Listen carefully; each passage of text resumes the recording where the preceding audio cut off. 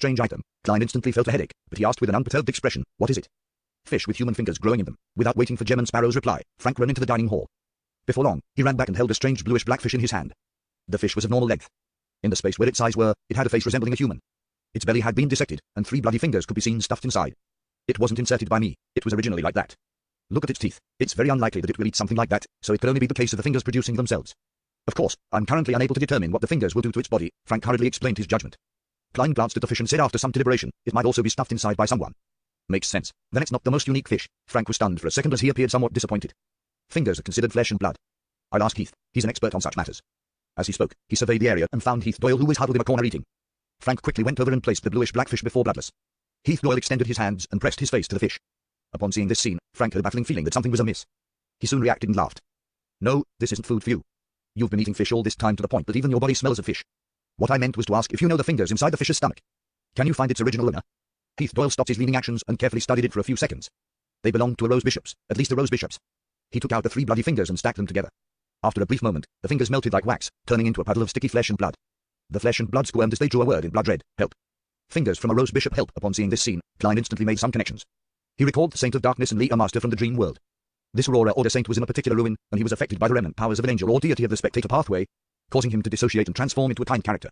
This resulted in him being trapped there. His good and evil side constantly fought, often clashing at the psyche level. The main persona, which was more inclined towards the darkness, gradually held the advantage as the good personality hid everywhere in the mind world in search for help. Therefore, this is an attempt by Leah Master's good side to call for help. As a saint of the Aurora Order, he might very well have advanced from a shepherd, so it's nothing strange to have the beyond the powers of a Rose Bishop. Klein nodded in thought, believing that his judgment was likely close to the truth. "Help? How?" Frank Lee turned his head at Gem and Sparrow with a blank look. "You should ask your captain, not me." Klein shook his head. "You don't have to bother. There are too many oddities with these waters." The reason for giving this opinion was that, from the dream, Leah Master's main persona held the absolute advantage. To really rescue him, he needed to make preparations to deal with a demigod. Although the good side would definitely interfere with it, all it could do was lower the Saint of Darkness's strength to a certain extent. It would still remain a demigod. Of course, with Queen Mystic on board the future, to make any actual attempts wasn't impossible. But if Leah Master was so easily rescued and have him become a completely good Saint of Darkness, Klein believed that the Queen would have long done so. The reason why she didn't take action had to be because it was unrealistic. For example, the place where Leah Master is causes one's spirit to dissociate, so much that Queen Mystic doesn't even dare challenge it. Leah Master's dream was only partially restored. It nearly made me face a situation I couldn't deal with. Finally, I resolved the problem quickly with the Sea God Scepter. If I were to meet him in the real world, I'd really suffer a dissociation in personality, becoming a member of an asylum. I would have to find a way to borrow the mental terror candle from Father Utravsky to have a chance of being treated. Hey. I can also get Miss Justice to treat me, but she's still lacking in strength at the moment. Klein recalled the past as he jested inwardly. Yeah, frankly trusted Gem and Sparrow a lot. Perhaps the fellow who's asking for help is long dead. Upon saying this, his eyes suddenly lit up as he stared at Heath Doyle. Can you wipe out the mental imprint left on this flesh and blood? Yes, Heath Doyle replied succinctly. The ends of Frank Lee's mouth cracked open bit by bit as he smiled like a 200-pound child. I've always been very curious about the flesh and blood structure of a Rose Bishop. I've always thought of the outcome of using similar flesh and blood as the medium for crossbreeding. One day, you will die amidst your experiments. Thankfully, I'll be leaving the ship soon. Klein had the baffling impression of a bratish child entering an armory. Heath Doyle, whose face was nearly translucent from the paleness, was taken aback for 2 seconds before sincerely saying, "Thank you." "Why thank me?" Frank Lee scratched his head, looking completely puzzled. "He's probably thanking you for being able to hold back your curiosity and not using his flesh and blood as the experimental subject. You are a partner worth trusting." The corners of Klein's mouth twitched a bit in an attempt to interpret the reason. He realized that the future's first and second mate had rather strange thought processes. Afternoon town, in the half-collapsed cathedral. Colin stood by the side of the ecclesiastic in white and softly asked, "Who are the kings? What is the huge calamity? Who tempted Sasraya?" The ecclesiastic didn't seem to hear him as he continued prostrating to the ground. He repeated his words of penitence as though he was an illusory recording left behind by the environment. "A wraith, spectre, or an evil spirit?" Derek looked in that direction, feeling somewhat nervous. Seeing no response from the ecclesiastic, Colin reached out his right hand, inching his silver sword towards the person. However, despite the sharp blade tip reaching the back of his head, the ecclesiastic remained in penitence, as though nothing had changed. Colin had retracted his silver sword as he surveyed the area with dark green symbols in his eyes. Then, he walked diagonally to the altar ahead as he cast his gaze onto the candle emitting a yellow light. After a few seconds of silence, he reached out his left hand and extinguished the entirety of the candlelight. The collapsed deity statue in the middle of the altar suddenly turned dim as the prostrating white-robed man finally stopped his penitence. He slowly lifted his head. It was a gloomy green, and his gaze was filled with hatred. Before Derek, Hyam, and Joshua could react in time, the devout ecclesiastic had pounced forward with an exceedingly fast speed, drawing out an after-image. Colin was already prepared for it. He took a step diagonally forward with his right foot, turned his body halfway, and swept backward with the silver sword in his left hand. On the sword, spots of light soared, instantly forming a gigantic storm. The storm that was formed purely out of light swept the surroundings, leaving the ecclesiastic frozen in midair before he was completely devoured. The storm quickly came to an end as Colin looked at the ecclesiastic, whose body had been infused with the light of dawn. Then, he repeated his previous questions again. "Who are the kings? What is the huge calamity? Who tempted Sasraya?" The ecclesiastic, whose figure was already very indistinct, replied in a dazed man, "The kings are Sasraya, Ouroboros, Medicai." Just as he was about to say the fourth name, a transparent flame tore through him from the inside. The flame instantly engulfed him, burning him into a spreading black gas.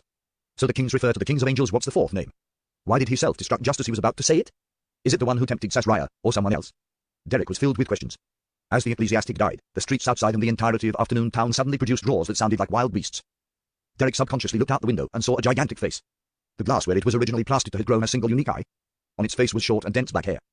Tap, tap, tap. Another similar monster rushed out from inside the cathedral. It had the build of an ordinary human and 2 eyes, but the surface of its body was similarly covered with short black hair that resembled beasts. A degenerate town that has been completely corrupted, Colin sighed as he faced one of the monsters. Derek, Hyam, and Joshua also took up battle positions in a bid to fend off the remaining monster. The future continued cruising in peace before encountering a brief night once more. After Klein entered the dream world, he found himself back in his original position, by Admiral of Stars Catlear's side. He was just about to look at the shadow of the giant king's court on the opposite side of the mountain to seek out more possible clues when he suddenly heard Catlear ask heavily while hugging her. "Niece, have you met her?" Klein acknowledged tersely without hiding the truth. Catlear pursed her lips and asked, "She's on the ship?" "Yes." Klein turned his head and looked at Admiral of Stars as he said in passing, "You have very deep feelings for her." Catlear's expression wasn't as lost and dazed as before. Biting her lips, she said in a self-deprecating manner, "That's right. I was by her side before I was 3. Hey, that's what they say, but I no longer have any actual memories of that. She taught me, and she held me by the hand as we adventured. She watched me grow up. To me, she's my captain and my teacher, as well as my mother." As Catlear spoke, she suddenly fell silent. Upon glancing at the silent Catlear, Klein suddenly felt a little awkward. He didn't speak again as he turned and jumped off the boulder. He walked into the black cloister through the half-opened door. In the square surrounded by a gloomy tower and the buildings, there were remnant fires from the war. Gigantic arrows were embedded in the ground, with the end of their shafts softly wobbling from the wind. Frank Lee was still digging and planting something, but there wasn't food by his feet anymore, but a pool of flesh and blood. "What experiments do you plan on performing on them?" Klein, who walked past, couldn't help but ask. Frank smiled in excitement. "Plenty. For example, all I need is 1 ox that can satisfy the meat requirements of an entire ship. Every time a piece of meat is sliced off, it will regrow new flesh again." "Why is it oxen again?" Klein was momentarily unable to provide a response. All he could do was silently draw the crimson moon inwardly. Along the way, he encountered Navigator Otterlove, who was reading on the ground. Nina, who was almost taking off her clothes due to her inebriation. Heath Doyle, who was hiding silently in the shadows of a corner, before arriving at the hall filled with murals. At some point in time, Anderson Hood had conjured a reclining chair and was leisurely lying on it, observing the extremely religious and holy murals on the dome. "Sigh, we are finally about to leave these cursed waters. It will just be another 2 noons and nights, seeing Gem and Sparrow enter, the strongest hunt aside from the bottom of his heart. As long as we successfully leave this area, then I'll no longer need to worry about any remnant problems." Klein originally wished to ask him to shut up, but since he was talking about himself and no one else, he couldn't be bothered. He asked in passing, "Are you from Intis?" "Barely. My father is from Intis, and my mother is from Sega," Anderson answered, with the full intention of having a chat. Klein continued, taking a few steps forward. "Then, do you believe in the eternal blazing sun, god of steam and machinery, or the god of knowledge and wisdom?" Anderson's expression suddenly turned a little odd. "My faith was originally in the god of knowledge and wisdom, but their priests are too despicable. Just because I failed my examinations, they ignored my ordinarily handsome face and treated me as a wreath, pyre. I'm just better at other topics. My intelligence is in no way lacking. My eye for aesthetics and my basic foundation in drawing has always been excellent. Hey, before becoming a hunter, my dream was to be an artist. Of course, after coming to the sea, my faith is more or less in the Lord of Storms." Upon hearing Anderson's description, Klein suddenly thought of a joke a priest from the god of knowledge and wisdom might make such a statement. He failed his examinations. "This child is hopeless. Just bury him." He was about to lead the conversation into Anderson's life as a hunter, as he was the only person apart from Queen Mystic who could communicate with him normally in this dream world when he suddenly heard the sound of a door creaking open. In the depths of the hall of murals, there was the sound of a door opening. Anderson just mentioned about successfully leaving these waters. Klein felt an inexplicable urge to facepalm himself as he focused his gaze on the source of the sound. Following that, he saw a man in a short linen robe running out from the depths of the hall of murals and towards them. The man had luxuriant raven black hair, but he had wrinkles on his face, as though he had suffered plenty of hardship. Saint of Darkness Lee Master's good side. Klein recognized the man, and he immediately discovered a tall figure surface in the depths of the hall of murals. The figure was dressed in thick and heavy black full-body armor. His eyes emitted a deep redness. He held a huge sword as he chased after Lee Master. Clang, clang, clang. His metallic boots hit the ground repeatedly, releasing clear and hurried sounds. It's the real Lee Master, the main persona of the Saint of Darkness. Klein saw the 2 approaching figures as he instinctively turned to the side and quickly retreated. He immediately held himself to the hall's wall before realizing that Anderson Hood had leaped up from his reclining chair at some point in time, clinging close to the other side of the wall. Sensing Gem and Sparrow's gaze, Anderson grinned, returning a smile that meant, "So you are the same as me." "Who's the same as you? This isn't cowardice. If you weren't around, I would have taken out the Sea God Scepter and fought the Saint of Darkness.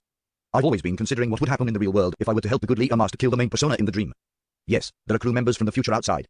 If Lee Master's main persona really goes mad, Queen Mystic will definitely take action. It shouldn't be a coincidence that these 2 fellows left their own dreams and came here. Both parties are already very close in the real world. Perhaps someone had directed the good Lee Master over. Queen Mystic. Many thoughts flashed through Klein's mind. Lee Master, who was dressed in short linen robes, saw the 2 men ahead. He had wanted to cry for help, but in the blink of an eye, he discovered that the 2 of them had escaped to the 2 ends of the hall, as though they didn't wish to partake in any of this. He desperately ran as he rushed out the hall of murals. The redness in the armed Lee Master's eyes darkened. He continued his pursuit, completely ignoring Klein and Anderson, who were clinging close to the mural walls. By the time they left the hall, Klein, who had some theories in mind, didn't hesitate to take a stride forward and rush out like a hunting leopard. Anderson raised his right hand and grabbed at thin air, failing to stop Gem and Sparrow in time. This guy was still rather rational a moment ago. Why did he suddenly go mad? He discovered something? What a strange person. Anderson looked at the square outside, hesitated a few seconds, and finally chose to follow. They chased all the way out the Black Cloister, and they arrived in the region where the Admiral of Stars was. Klein saw the linen-robed Lee Master circling around the boulder to escape his evil counterpart. Then, he took the opportunity and faced the shadow of the giant king's court on the opposite mountains, praying softly with ancient Hermes, the Lord that created everything. You are omnipotent and omniscient. After making another circle, the good Leader Master continued chanting, "You are the source of everything great. You are the beginning and the end. You are the God of gods. You are the ruler of the vast astral world." With the honorific name spoken, the sea of clouds that separated the two mountains suddenly stirred before slowly splitting apart and revealing a deep crevice at the bottom. The shadow of the giant king's court on the opposite side suddenly sucked up the frozen dust that was extremely distant. However, nothing happened after that. Klein seemed to figure out something as he turned his head to look at the buildings near to the Black Cloister's door. He saw that, behind the clean floor-to-ceiling window, the beautiful but distant Queen Mystic Benedette was watching everything that was happening in silence. She was indeed the one who made the good Leader Master escape from his dream and arrive here since a listener from the Aurora Order was able to bring little Jack into the forsaken land of the gods. It doesn't make sense that the Saint of Darkness isn't able to do so. When there's no path ahead, and with him seeing the shadow of the giant king's court, Leader Master's split personality will definitely wish to escape into it. Hence, he demonstrated the way to enter the forsaken land of the gods to the person observing in secret. Klein retracted his gaze with great certainty. As for why Leader Master didn't succeed, he believed it was because he wasn't in the right location. He needs to be deep in those waters, and he needs to find a particular spot that is surrounded by danger and strangeness. Then, only by chanting the honorific name of the City of Silver's creator in the dream brought about by the night, will the passage that's hidden in the shadow of the giant king's court be opened. Following that, one can enter with the aid of a dream, bringing one's body and ship to transmigrate through the fog that mixes reality and illusion, so as to reach the shores of the forsaken land of the gods. Klein thought of certain possibilities. To him, the method of entering the forsaken land of the gods wasn't something he needed to care about.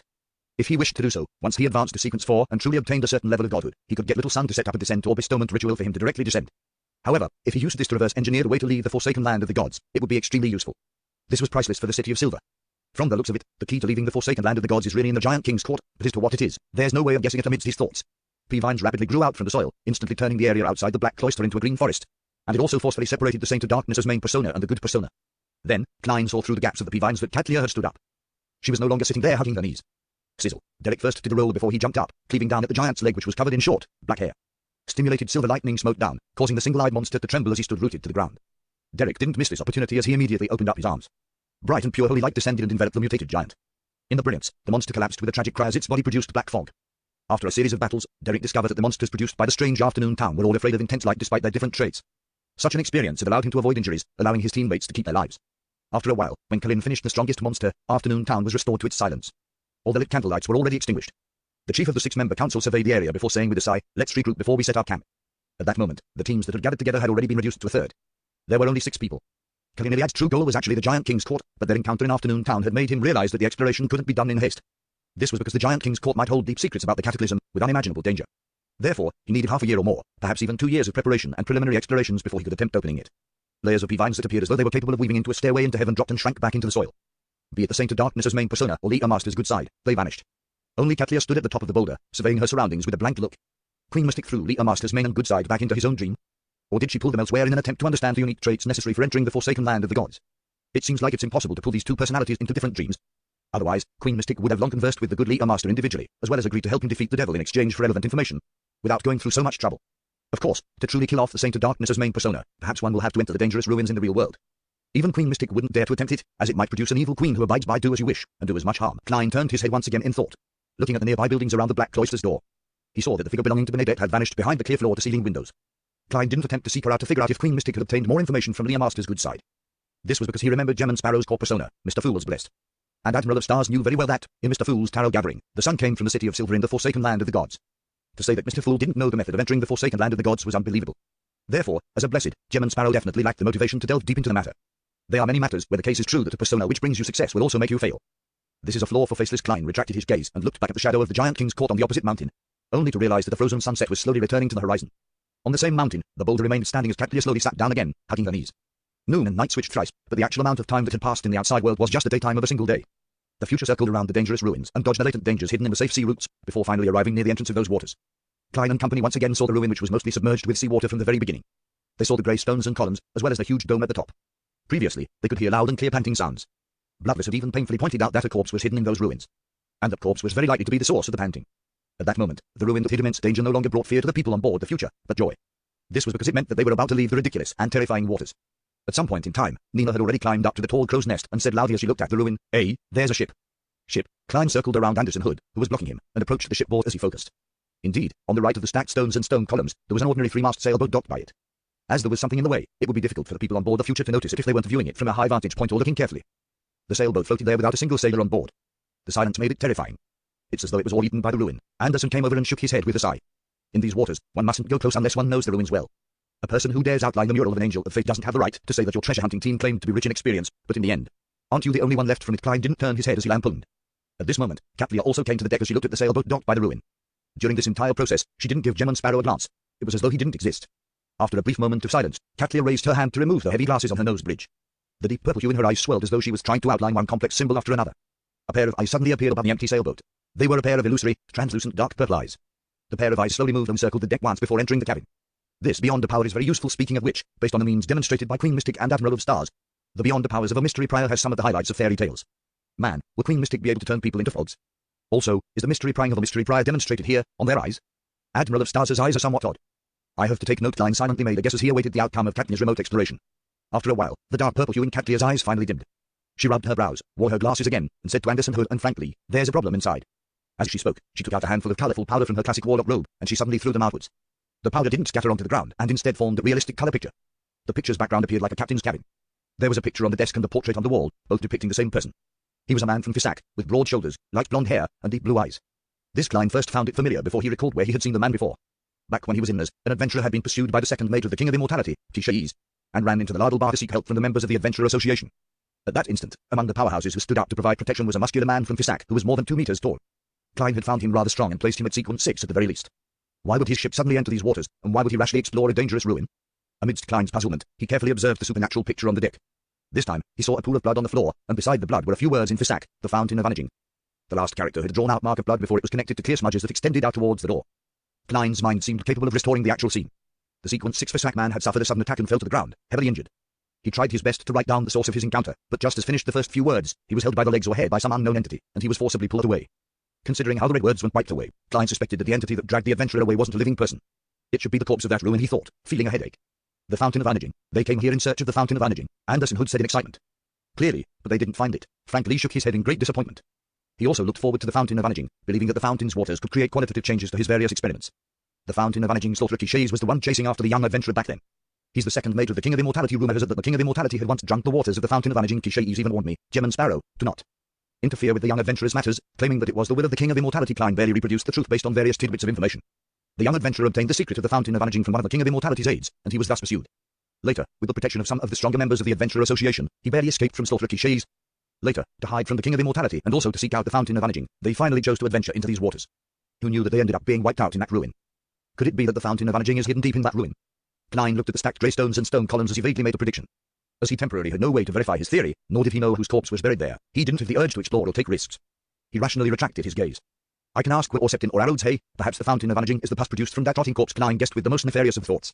At this moment, Katlia, who heard Anderson's and Frank's conversation, thought and said, if their death was caused by their search for the Fountain of Vanaging, I do not believe that the owner of the portrait and picture would have the motivation to leave behind accurate information before his death. After all, the people who actually find him here wouldn't be his family.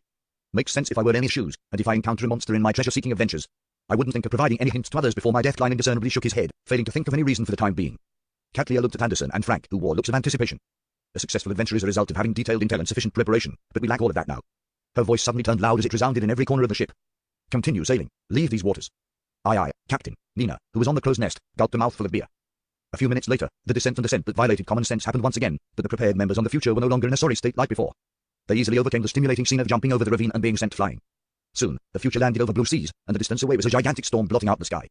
Not far away, there was another ship floating there silently. It was 200 meters long, its front and back curved up, making it look like a crescent. Upon seeing the flag depicting the black tombstone, Klein's mind flashed with the corresponding name, the Death Announcer. It was the flagship of the King of Immortality Agalito. At this moment, Klein no longer felt fear and horror, but excitement and agitation. With Queen Mystic on board, and with no need to hide this time, she, together with me, Admiral of Stars, Anderson Hood, and the crew of the future will have the chance of wiping out the crew of the King of Immortality. Food for creeping hunger has been found. I've found a candidate for a marionette. At this moment, the Death Announcer suddenly turned around, moving away at an unprecedented speed. Klein instantly wore a blank look. Soon, the Death Announcer had vanished from his line of sight. That was way too fast. I just had the thought. Klein looked at the undulating surface of the sea, temporarily unable to gather his thoughts. Amidst his thoughts, he came up with a theory. King of Immortality Agalito's second mate, Slaughter Shays, is suspected to be a devil or even a desire apostle. He possesses the beyond the powers to detect danger ahead of time and the ability to lock onto the source of the danger. Then, would the King of Immortality be a sequence 4 demigod of the devil pathway to begin with? That's why once the crew of the future possessed the actual strength to deal harm to him with an actual plan in mind, he immediately sensed the problem and discovered the existence of Queen Mystic. So he didn't hesitate to retreat. Yes, this means Queen Mystic also had the intention of taking action. Otherwise, my thoughts would have only made King of Immortality sneer and retaliate crazily. Sigh, this beyond the power of the devil pathway is just too useful. Trying to ensnare the King of Immortality or his first mate, second mate, or third mate is quite impossible. Klein thought regretfully as he looked at Anderson Hood. The strongest hunter still showed a clear, warped expression, as though reeling in despair that his bad luck hadn't decreased. He was also surprised that the Death Announcer would flee with its tail between its legs, as though it wasn't going according to the script in his mind. He darted his eyes as he looked around with a guess, seemingly coming to a conclusion. Unfortunately, Anderson's bad luck isn't strong enough. Otherwise, he can be sacrificed in order to bait the king of immortality. Hey hey, isn't that the correct usage of a provoker? Klein turned into the corridor and returned to his room. Just as he pushed open the wooden door, he saw a familiar back standing before his window. She had a very proportionate figure and was dressed slightly oddly. She was none other than Queen Mystic, Bernadette. Ma'am, did your father not teach you? You shouldn't enter someone's room without permission, especially the room of a male stranger. As a lady who was brought up in a noble family, you should have been waiting by the door and earnestly request permission to enter, Emperor. Didn't you recall the books on education? Klein silently lampooned as he closed the door in passing. Without waiting for him to say a word, Bernadette said to him with her back facing him, the matters from before have verified a theory of mine. What theory? Klein repressed his curiosity as he asked with a deadpan expression. Bernadette didn't turn her head as she looked out at the calm sea surface. Agalito's fountain of vanaging is a scam. If there really is a fountain of vanaging, it would have been one of the main ingredients of a demoness of vanaging, or it would be something that would be produced from their corpses. Therefore, any man who claims to have drank from the fountain of vanaging is lying. She didn't explain what a demoness of vanaging was, seemingly certain that Gemman Sparrow knew what it was. And even if he didn't know, he would have the means of figuring it out later. Fountain of vanaging, demoness of vanaging, it does match. So, the bloody text on that sailboat beside the ruin is to tell the world that the fountain of vanaging is a scam. King of Immortality Agalito has released news of the fountain of vanaging again and again in order to lure adventurers and pirates to enter dangerous waters and die, or to take the opportunity to slaughter them. It has strong vibes of a devil. It's no wonder slaughterer clichés warned me not to interfere. Klein thought for a few seconds and deliberately said in a ruminative tone, scam. Queen Mystique Bernadette nodded and said with a gentle tone, this might be part of the ritual that Agalito needs for his advancement to Sequence 4.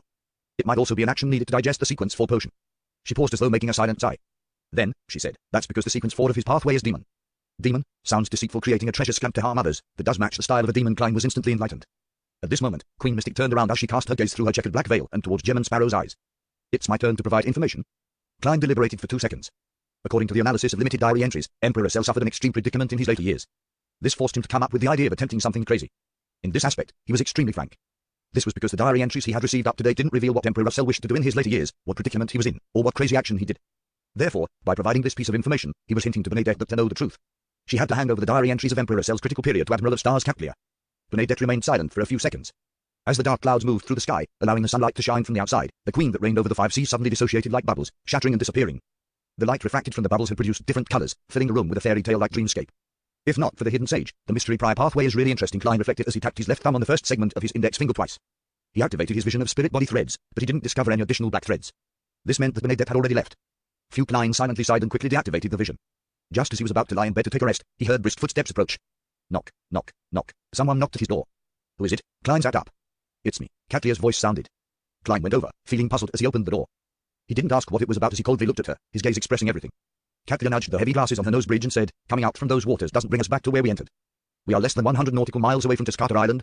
It will take about 3 days to us. Where do you wish to return to? The entrance and exit are different. Klein was surprised as he asked in a confirming manner, then, is it possible to enter those waters from this place? No, we will directly fall into that bottomless ravine of the ocean. According to the results of divination, the people who did so are dead in the true sense of the word, Catlia explained simply. Is that so? Klein thought before saying, to Tuscata Island? The reason why he didn't choose us was because they were close to the next tarot gathering. He didn't wish to do something that took plenty of time on the future. Furthermore, Tuscata Island was the easternmost colony of the Loan Kingdom. The currency used was pence, solly, and gold pounds. Klein no longer needed to consider the problem of foreign exchange. All right, Catlia had no views on this. Watching her turn and walk to the captain's cabin, Klein shook his head slightly and sighed inwardly. If you had come earlier, you would have met Queen Mystique. In the evening, the future arrived at the port of Tuscata Island as if forcefully docked there. Klein dressed up as a gentleman, carried his leather suitcase, and came to the deck. He then handed over the final payment placed in his 2 pockets to Admiral of Stars Catlia. After subtracting the pugilist beyond the characteristics worth £700, it was a total of £1,300. As such, Klein's wealth was reduced to £8,436 and 5 gold coins. Catlia received it in silence and opened her mouth as though she wanted to say something, but she ultimately didn't say a word. Are you getting off here, or are you going somewhere else? She turned to look at Anderson Hood. Realizing that Gemman Sparrow was about to leave and that he was on a pirate ship with him hunting several pirates in the past, Anderson immediately smiled. I'll get off here. You can now make payment. Catlia didn't spare him just because Anderson had borrowed clothes from the pirates. All right. Anderson didn't hide his heart-aching expression as he reached out and pulled off an ordinary button in the middle of his shirt. Reluctantly, he handed it over. This is what I acquired from those waters. It's from the corpse that originated from an explorer from the Loan military. I'm not sure of its original name, and I can only call it by its corresponding sequence 6 due to the powers it exhibits. Yes, Judge. Its negative effects aren't especially strong. It makes its wearer easily offend people or monsters. Perhaps, one might end up being targeted by a demigod. This isn't something you can call not especially strong. If I were Admiral of Stars, I would have chosen that sword of yours. Klein lampooned as he watched Catlia receive Anderson's payment for the boat ride. He didn't bother with their affairs as he lifted his suitcase and left the future, arriving at the pier of Tuscata Island. Bang! Anderson Hood leaped off the deck and landed beside him. Let's get some drinks, to celebrate our departure from those cursed waters. The hunter invited him with excitement in a relaxed manner. Klein swept his glance at him, refusing his offer with his eyes. All he wanted was to put a distance between him and this fellow who had bad luck and a provocative halo. All right. Anderson looked to his sides, cleared his throat, and said, Can you lend me money? As you know, everything that I have is sunken in those waters. Having said that, he laughed. Don't worry, I'll return what I owe tomorrow morning. There are plenty of pirates in Tuscata's bars and brothels. I plan on getting them to sponsor me a little. Extort those without bounties while cashing out those with bounties. Klein TSK'd inwardly and handed him a 5-solid note. "That little?" Anderson said with his mouth agape. "It's enough for your drinks, meals, and hotel," Klein calmly replied. "Besides, this is £1 in cash." £1? Anderson rubbed his eyes and said with a helpless smile. Afraid that Gemman Sparrow would go back on his word, Anderson grabbed the 5-solid note as scenes of ordinary beef sizzling over flames and alcohol beverages without any additional sedatives surfaced in his mind. Well, this fellow actually accepted it. I was just saying it in passing in order to accentuate my persona, as well as to let him understand that it isn't so easy to borrow money from me so as to prevent him from hunting pirates and returning to the Fog Sea after borrowing a huge sum of money. Klein mumbled inwardly. To him, a Sequence 5 hunter wouldn't starve or have nowhere to stay when placed in a place with plenty of pirates, even if he didn't have a single penny. He indiscernibly shook his head and was about to leave the dock when he suddenly heard a boorish shout, "Gemman!" Upon hearing Frank Lee's voice, Klein shouted as he turned around, his nerves taut. The first mate of the future, the poison expert with a £7,000 bounty, stood by the shipboard and held his hands to his mouth. As though broadcasting his voice, he asked, "Where will you be most of the time?" "Where should I write letters to?" "I wish to share with you the latest results of my research. I don't wish to know this fellow probably doesn't have many friends. And I dare to be one of the many people he thinks of as friends, but doesn't treat him as one. Yes, Admiral of Stars is still inclined towards Queen Mystic, and she likes belonging to the Tarot Club. To openly develop a snitch at her side, no, a source of intelligence. It helps in my shock and awe tactic towards her, and it's a kind of Gemman Sparrow level punishment imposed on her with this as a bedrock. It would be reasonable and natural for Mr. Fool to punish her." Klein's thoughts raced as he took out a notepad and fountain pen used for divinations from his pocket. He scribbled down the summoning ritual needed to summon his messenger, and he didn't forget to include the additional requirement of a gold coin. With a whoosh, Klein flicked his wrist, sending the note flying at Frank Lee like a dart, landing accurately in his hand. Excellent. Frank Lee glanced at the information on a piece of paper and waved his hand in delight. Klein didn't delay any further as he picked up his leather suitcase, left the dock, and began searching for a hotel. During this process, he was originally very adamant about objecting to Anderson's request to stay in the same hotel, but on second thought, he agreed to it. He was afraid that this fellow who was plagued with bad luck would get into trouble again, bringing about a disaster to the innocent guests and attendant.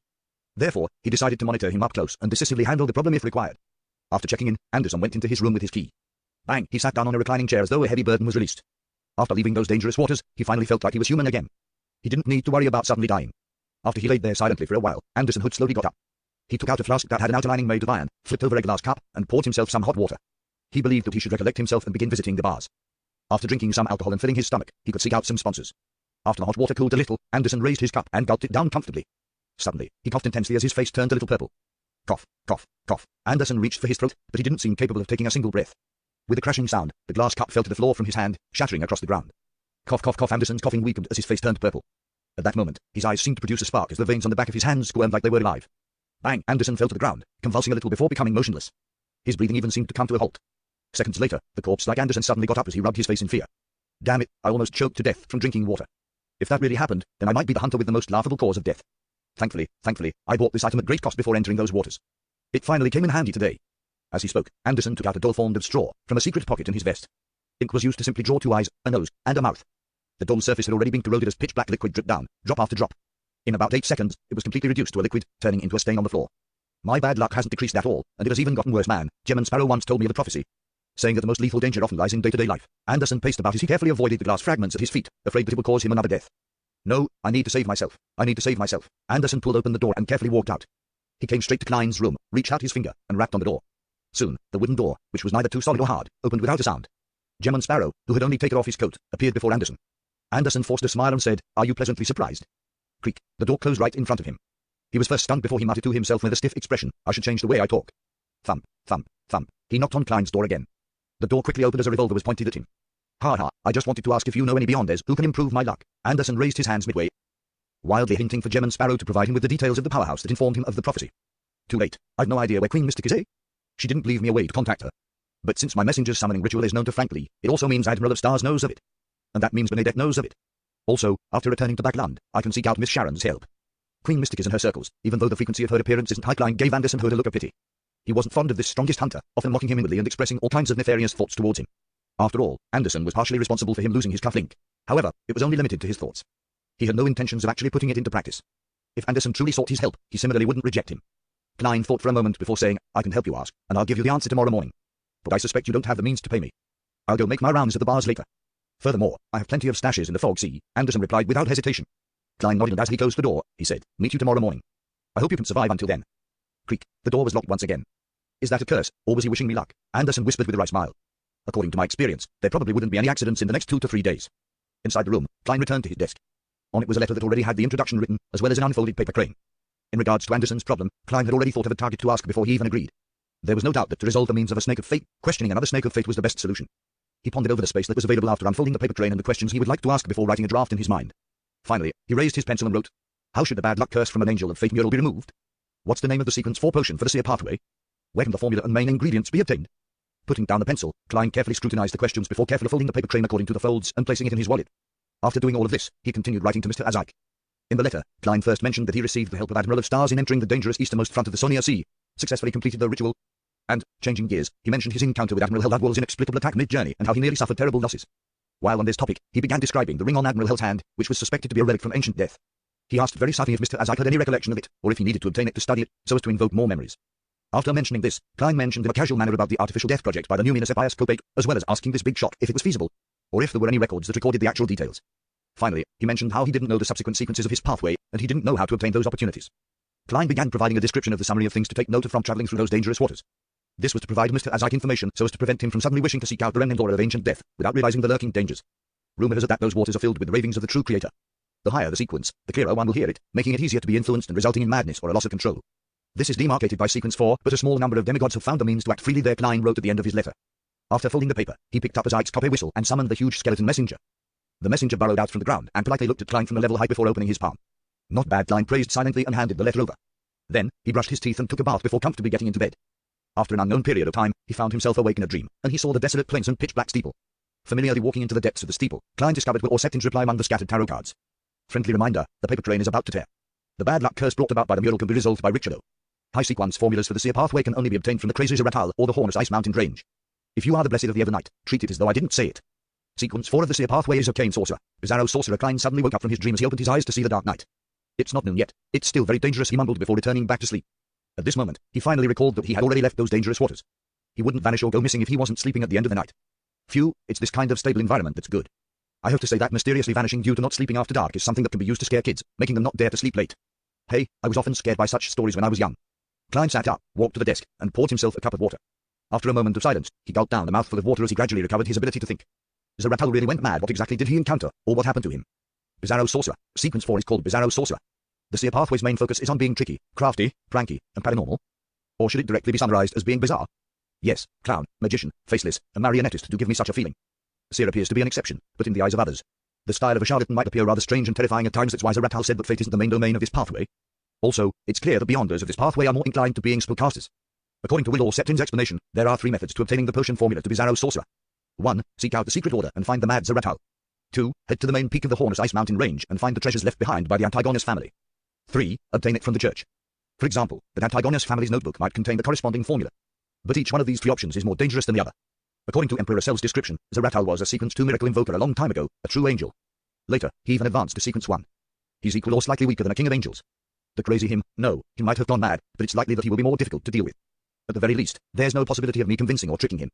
Even in terms of pure strength, I wouldn't be Zeratal's match even if I employed Mr. Azike's help. Hey, unless I wait for Will Orsettin to be born, but if he were to involve himself in this matter, there's a small chance of him incurring the attention of Angel of Fate Ouroboros. As for the treasure on the main peak of the Hornus Ice Mountain range, the resounding ravings, the setup of the Antigonus family, and the rumors of the nation of the Evernight buried in the depths of mystery, they make me feel that it isn't a simple matter. I suspect it's likely to be a trap. I don't even need to consider the Church of the Goddess. Ignoring the fact that the Holy Cathedral has angels presiding over it, as well as a bunch of Grade 0 sealed artifacts. Just the Backlands Diocese, where the Antigonus family's notebook is, has a terrifying demigod.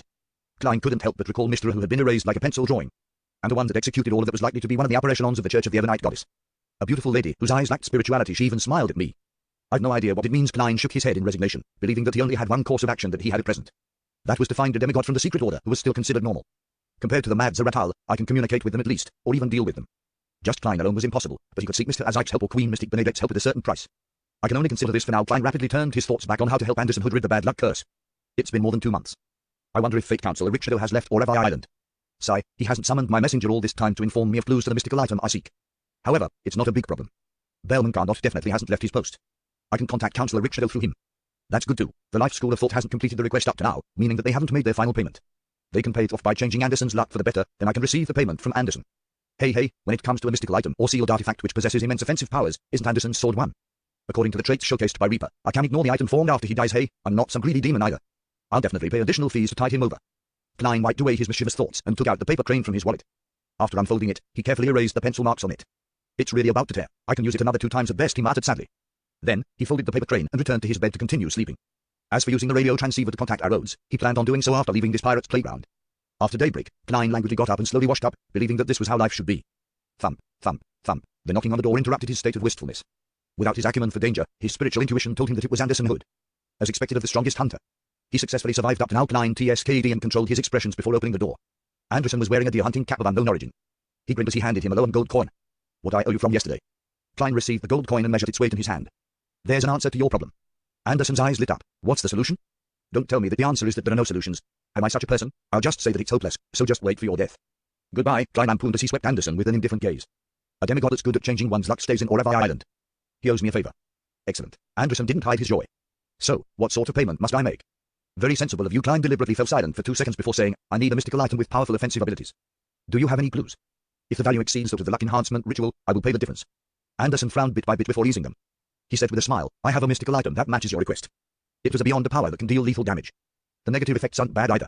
You will still be able to eat and sleep while having some bad luck, easily attracting monsters and enemies. Occasionally, you will be talkative and be a little off-putting. Ha ha, it's a joke. To be frank, my Death Branch Idont is the mystical item you need, but it's the only weapon I have left. I do have one relevant clue. It's a rather special revolver. The bullets it shoots have the effects of weakness attack, lethal attack, and a slaughtering effect. Furthermore, it can be matched with bullets of different characteristics. The negative effects include developing a weakness that originally didn't exist after every use, such as the fear of light, the fear of ships, the fear of dogs, etc., and such a weakness will last for 6 hours. There's almost no negative effects when having it on you. It just makes you easily thirsty. This is something completely tolerable. If not for the characteristics of the revolver overlapping with my abilities and the mystical items I have, then I would have bought it back then. The seller is offering it for £9,000. So, the total price would be £1,500 and the clues to the revolver. How about that? Sounds very suitable. Besides, it fits my combat habits. Klein didn't directly agree as he asked in return, £1,500? Ha ha, I found more than 10 pirates yesterday. They were all very kind, contributing all their wallets to me. Otherwise, they would lend me the characteristics and heads. In just one night, I received £1,600. Seriously, I love this pirate's paradise, Anderson said with a beaming smile. I have to keep £100 for myself for the ship tickets to return to the Fog Sea. So all I can do is pay you £1,500. Earning £1,600 a night? Not only are there many pirates in Tuscata, but they are either worth a lot or have plenty of money. Klein suddenly had thoughts about staying a few more nights in the port city. But considering how the easily cashable and locatable targets had mostly been finished off by Anderson, what was left was definitely not easy. He felt depressed again as he coldly asked, aren't you afraid of being a target of revenge for doing something like that in a pirate's playground? What's there to worry about? I'm not afraid, even if they're subordinates of a pirate admiral. Hey, I believe you're the same. If they're men of the Four Kings, that's not a big problem either. We're about to leave, and the propagation of information takes time. By the time they come, I'd have changed ships and identities several times, Anderson said without much concern. Why are you cursing yourself again? Klein silently swept him out of pity. Deal. Ha ha, here's £300. You have to wait for the remaining £1,200. That's when the bounty rewards and characteristic money arrive. Don't worry, it will definitely come today. It's not a lot. Anderson took out a thick wallet filled with plenty of solid bills and handed them to Klein. In consideration of his persona, Klein only did a simple count before stuffing the cash into his wallet and pockets. He said without emotion, buy 2 tickets to Orevi for tomorrow. He didn't deliberately exhort Anderson to buy them with a different identity, as he believed that the hunter across him was mature and experienced. If he's lacking in experience and strength, with the way he does things, he would have long been buried in some sea. Klein couldn't help but lampooning Wadley. All right, Anderson pointed at the floor. Breakfast together, my treat. Klein nodded without refusing him. Once they arrived downstairs, the two sat at the table near the window. Midway, a waiter brought white porcelain cups and teaspoons over. Just as they interacted, the waiter's gaze suddenly turned adrift. He picked up the teaspoon and stabbed it at Anderson's throat without any warning. Although Anderson was surprised, his reaction was in no way slow. He immediately leaned backward and dodged a sudden strike. Bang! Not far away, the hotel's boss suddenly shot at Anderson's dodging body. What am I doing? After the gunshot, the boss muttered with a look of alarm and blankness. Amidst the gunshot, Anderson's body suddenly collapsed to the floor, using an amusing manner to dodge the bullet. As for Klein, who didn't fully understand the situation, he jumped to the side and activated his spirit vision while pulling out his revolver. At that instant, his first reaction was that Anderson had gone overboard in his hunting last night and was now the target of revenge. He only wished to shout, I don't know him. It has nothing to do with me. At the table beside Anderson Hood, a stout man dressed in a shirt with rolled-up sleeves threw forks and knife, and he suddenly drew an already loaded double-barreled hunting rifle, aimed at the ground, and pulled the trigger from a commanding height. These series of actions were nearly simultaneous with the hotel's boss, but they were simply one step slower due to the many steps involved. Bang! The scatter shots played out countless tiny shrapnel, riddling the ground with holes. Although Anderson had dodged in time and avoided most of the blast, he was still struck by a portion of the shrapnel as his sights were immediately left mangled. Just as Klein was about to kill the stout man with the double-barreled hunting rifle to help Anderson Hood get out of danger, he realized that the man suddenly turned blank. Just like the hotel's boss, he was then filled with alarm and horror as though he had jolted out of his stupor. That's not right. They're not the true assailants. Klein rationally stopped attempting to pull the trigger. He quickly swept his gaze across the restaurant. Discovering nothing with his spirit vision, he tapped his left thumb on the first segment of his index finger twice, activating his spirit body threads vision. At this moment, all the ladies and gentlemen in the restaurant had stood up in a fluster due to the sudden shootout. All of them were rushing for the exit. When passing by the tumbling Anderson, an elegantly dressed lady with pretty good looks suddenly paused. She released the dark-colored glass bottle she held in her hand and poured it at the strongest hunter. Sizzle. Anything that was splashed by the liquid rapidly turned black as it suffered intense corrosion. Anderson covered his face and leaped up, dodging this attack once again. Immediately following that, a gentle and cute lady, a gentleman with newspapers, a red-vested waiter, and a 5-year-old child whose hands were stained with sweets attacked Anderson Hood in all kinds of manners. Flour, lit matchsticks, fruit knives, boiling coffee, and concentrated alcohol beverages inundated him as almost everyone in the hotel's restaurant seemed to have one goal, kill Anderson Hood. In this abnormally dangerous situation without any beyond the powers involved, Anderson, who had been surrounded with no way to escape, employed an array of actions, leaping up, sending tables flying, igniting items ahead of time, barely managing to avoid suffering damage to any vital spot, and didn't suffer any serious damage. Meanwhile, Klein also noticed something abnormal. In a corner of the restaurant which was blocked by a decorative cabinet, there was clearly thin, illusory black spirit body threads extending from it, but it was silent over there. In this chaotic and panic-stricken restaurant, it appeared especially abnormal. The true assailant who planned the passers-by murder case is sitting over there. From the confusion, puzzlement, horror, and fluster that the hotel's boss, waiters, and guests exhibited after attacking Anderson, they didn't become marionettes. This is another kind of control and illusion, an emotion seed of a desire apostle, or could it be an influence on one's psyche? Klein suddenly had an idea light up in his mind. He immediately took 2 steps forward and sent to customer who still had butter on the corner of his lips flying, opening up a pathway for Anderson Hood. The strongest hunter immediately somersaulted out of the encirclement via the path that was opened up, and he ran up to the hotel's 2nd floor. Then, with his back to the wall on the corner of the staircase, he gasped for air. Has my provocative powers reached this level? Even the ordinary residents that I don't know wish to kill me and have actually rose to arms? Man, just as he spoke, Anderson pulled his right rib and nearly cried out in pain. No. The real circumstance is that a person plagued with bad luck shouldn't do things like hunt pirates, the reason why Klein had abandoned approaching the target to attempt to control them with spirit body threads was because he had thought of a possibility. The passers-by were implanted with psychological cues or had suffered manipulation on a psyche level. Only then would they attack Anderson in an orderly fashion. This didn't match the beyond the powers of a desire apostle, as the attacks by the manipulated passers-by were targeted and precise, without showing any observed signs of preparation. And Klein had formerly heard of the name of the potion formula of a sequence 4, manipulator. In addition, according to the psychiatrist released from Creeping Hunger, Klein always suspected that Carter Island had a mission or figure related to the psychology alchemists. In addition to the psychological cue and the control on the left side of the mind, it was rather similar to that of the spectator pathway. Klein had long believed that a manipulator very likely belonged to the spectator or dragon pathway, thus making the outline of the matter relatively clear. The psychology alchemists really does have an important base in Carter Island. They also sent a sequence for demigod go watch over it. This demigod influences certain pirates and makes them unknowingly do his bidding, but these pirates had unfortunately ended up as Anderson Hood's sponsors last night. Hence, their true investor came knocking. Keeping his expressions in check, Klein looked at Anderson and indifferently said to him, "It's likely that one or several of the pirates from last night is involved with a hidden demigod on this island. Do you think something like that can be done by a mid-sequence beyonder? I can't be that unlucky, right?" Anderson's voice grew softer before it turned into a mutter. "Indeed, those people were controlled and are innocent. Thankfully, I didn't attack back, or I would become the main suspect of a shocking murder case and be given a bounty. When that happens, I'll be in trouble and could only become a pirate." The corners of Klein's mouth twitched slightly. If the ones being controlled had been pirates with beyonder powers, or mandated punishers, or priests of the Church of Storms, how would it develop? I would already be dead. Anderson threw up his hands as he said in realization, "You mean he doesn't want me dead and only wants to give me a warning?" Klein nodded in a serious manner and said, "So, you still have a chance." "Yes, to apologize. Go see what that demigod is up to."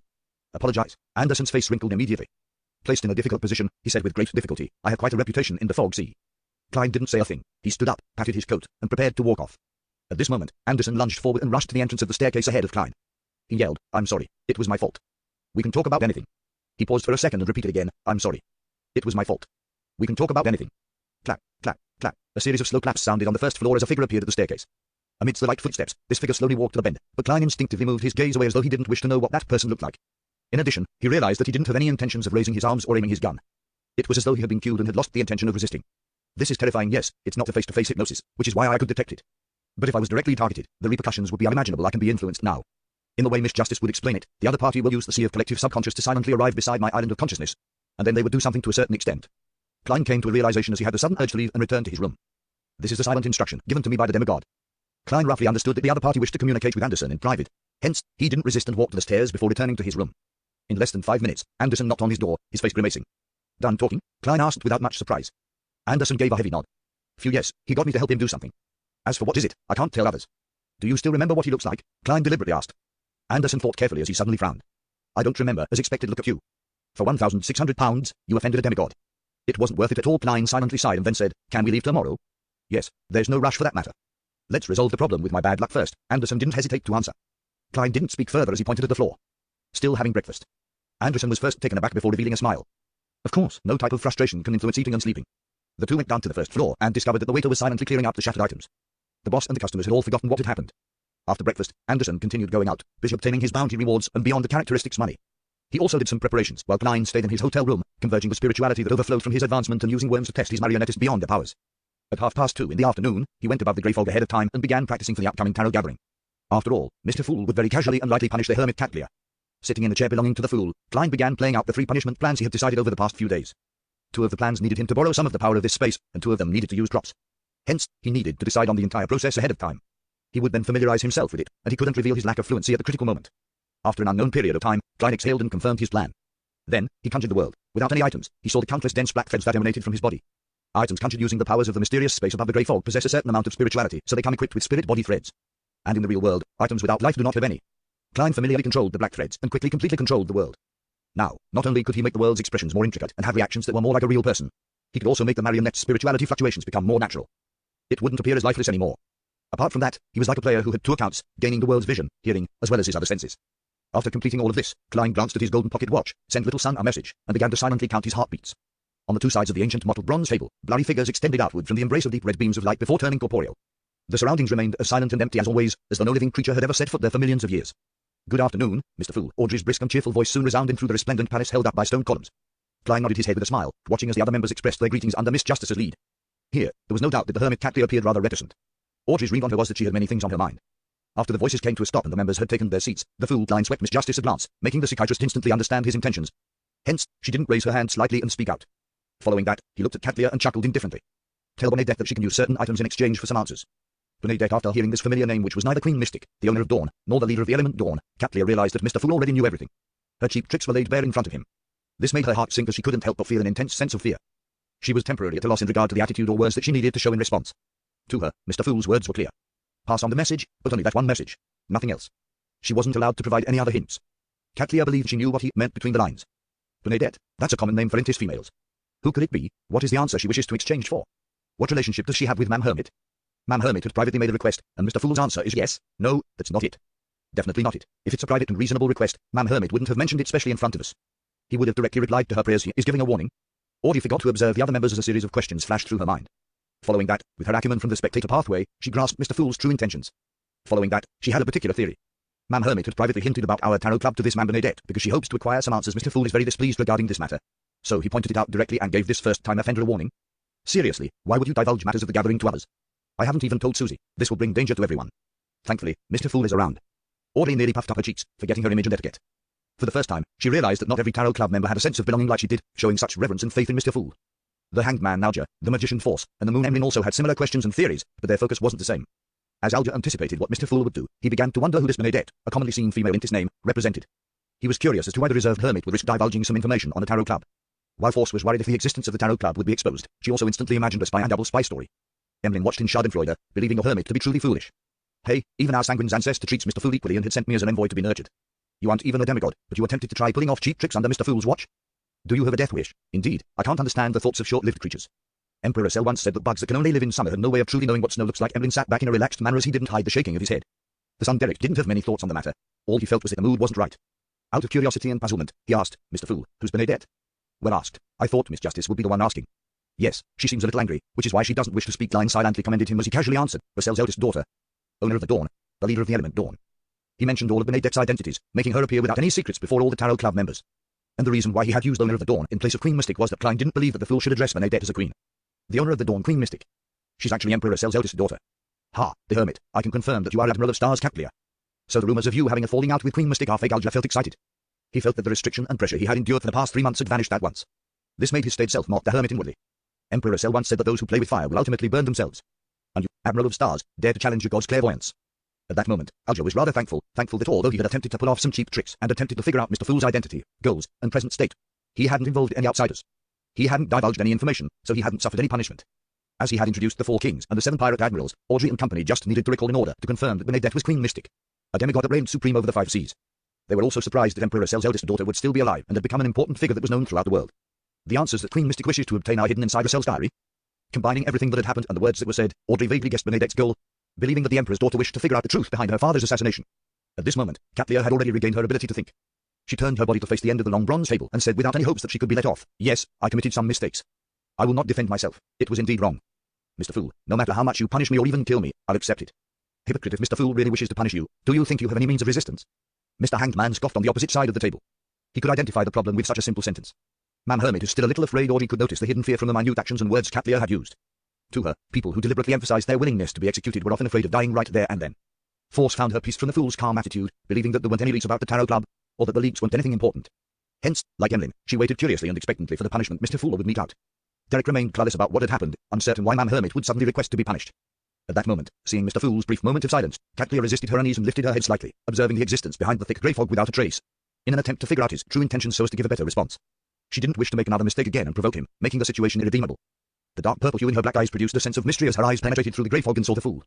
Suddenly, Catlia's eyes heated up as illusory blood bled from them. A sinister, terrifying, and depraved language and an indescribable roar sounded in her ears. It instantly filled her senses with extreme pain as her body began to convulse and tremble uncontrollably. Her face, hands, and the areas that were concealed by her clothing had quickly cracked open, revealing her flesh and blood. Inside, black worms and white moths squirmed before forming all kinds of indescribable eyes. Katlia's cries and painful grunts resounded above the grey fog, causing Alger, Emlyn, Force, and company to exchange looks as though they could sense the pain she was suffering. Meanwhile, the bloody figure turned rather clear, allowing them to see the hermit's mutation. The disgusting and nasty scene frightened Audrey enough for her to look away. She straightened her back and looked straight ahead without daring to move. Although the others didn't have such an exaggerated response, they also shared the same behavior. The true creator's ravings are indeed useful. Klein, who was shrouded in the thick grey fog, reflected from the bottom of his heart. The reason why he hadn't immediately replied to Katlia's request for punishment was because he wanted to confirm if there was anything special about her eyes, whether they could see beyond what he allowed. For this, he had stirred some of the mysterious space's powers to be hidden in the grey fog that shrouded him ahead of time. It was to connect anyone who used the Beyonder power to see through the obstacle to Tinder.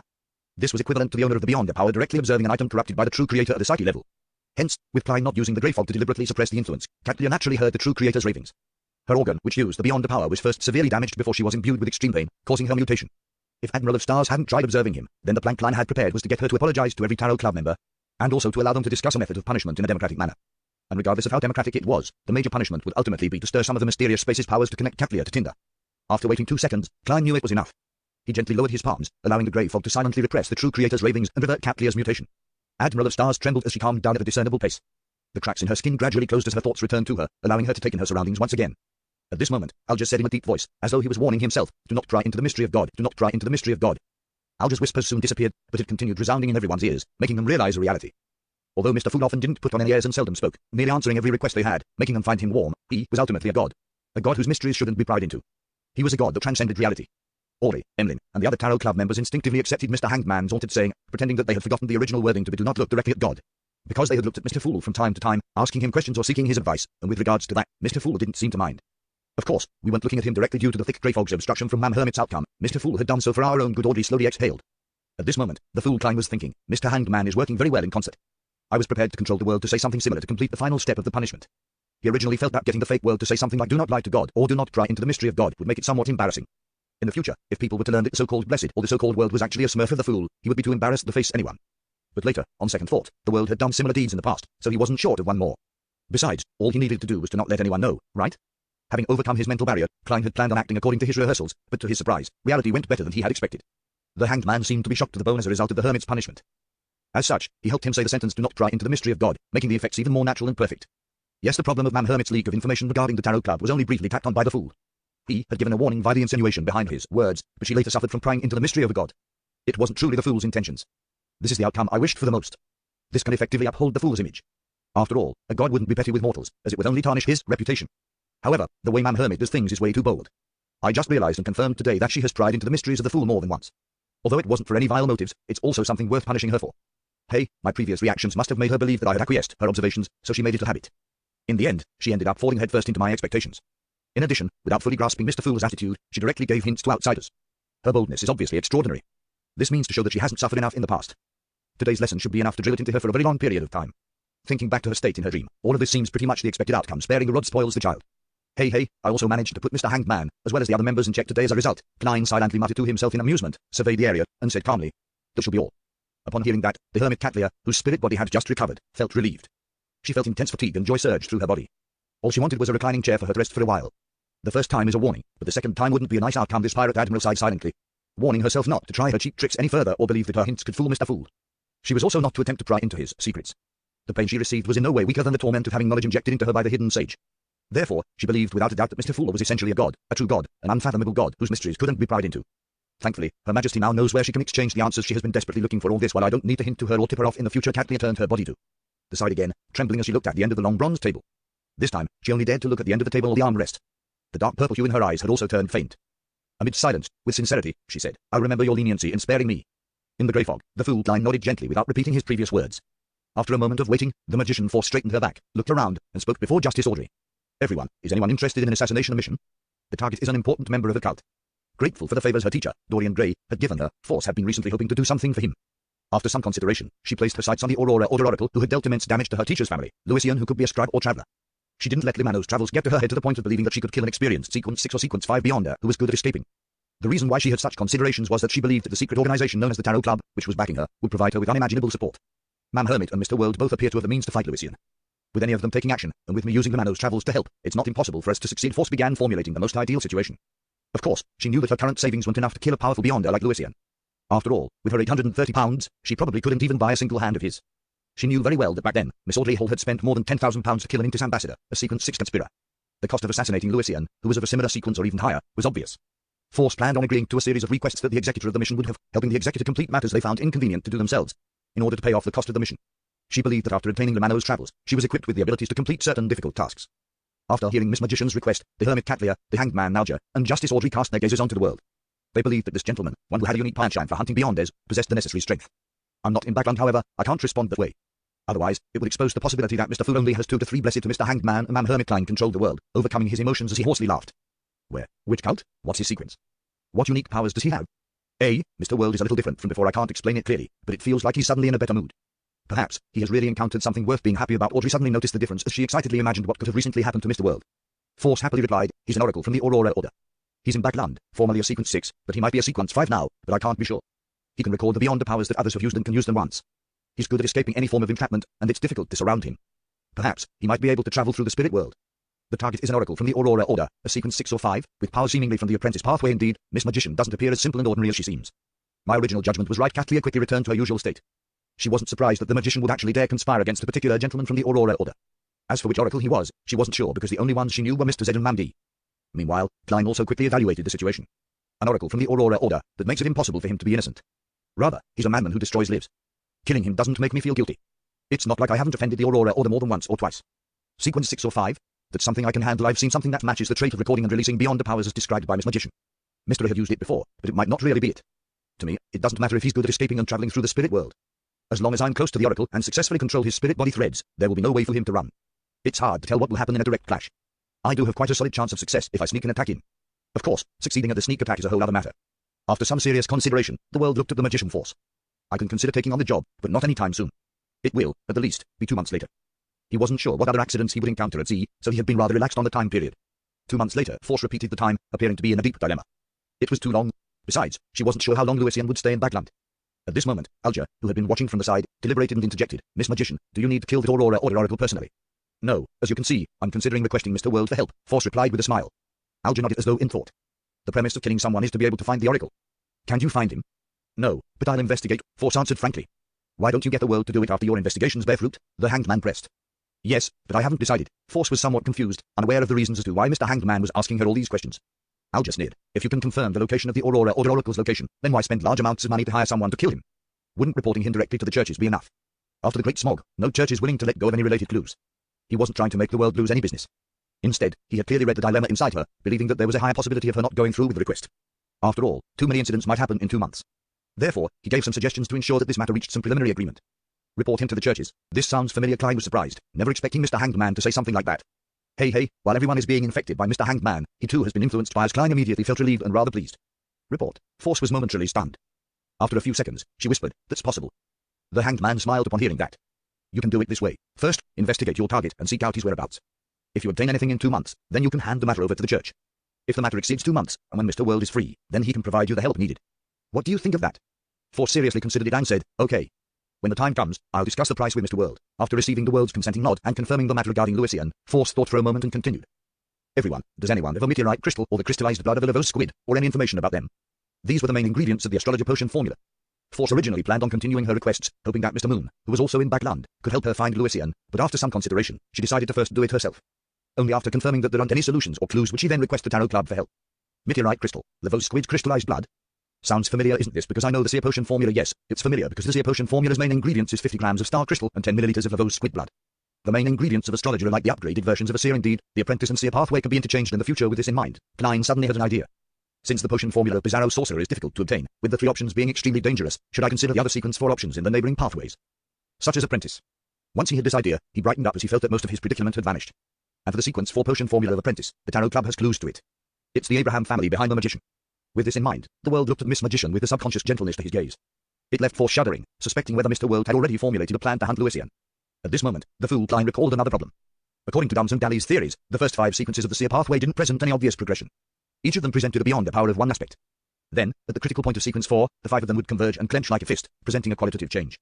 Back when Captain and Mam Dally made this theory, they only knew bits of information regarding seer, clown, and magician. I'm only able to verify this idea for the subsequent faceless and marionettist by myself. So, could it be that seer, apprentice, and the possible marauder pathways cannot be interchanged at sequence 4, but at sequence 3. Klein slowly felt his joy dwindle again. He knew too little and was temporarily unable to make a judgment. All he could do was await Mr. Azaic's reply and wait to leave the waters which were watched by the true creator before contacting Rhodes. As Klein was thinking, he suddenly heard Katlia say, "I have the crystallized blood of a Levos squid. It will cost £600. As for meteorite crystal, I know where to get it from. How many grams do you need?" £600, a very reasonable price. Force replied in a pleasant surprise. 60 grams. All right, I'll give them to you within 2 weeks. It will also cost £600, Katlia said clearly and succinctly. It's resolved just like that. Today's man hermit is really proactive with the desire to participate. Yes, she had just been forced. Quickly nodded. That wouldn't be an issue.